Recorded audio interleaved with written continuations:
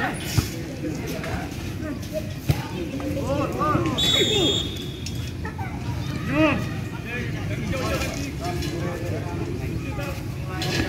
lagi, izin satu lagi. Kut, bagaimana penampilan dengan Abdel, Kut? Malam ini, Kut, kan baru pertama ini, Kut. Ya bagus, hari ini dia cuma tampil sekitar 20 menit, tapi memberikan satu assist untuk keunggulan. Berarti saja adaptasi dia cukup bagus. Karena kemarin dia satu hari perjalanan sangat jauh dari Solo, Jogja, Jakarta, baru ke Pekanbaru. Ya mudah-mudahan lah, seperti harapan kita, semoga kedepannya lebih baik.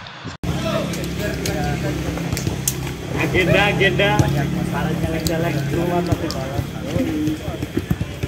mas kawan keluar.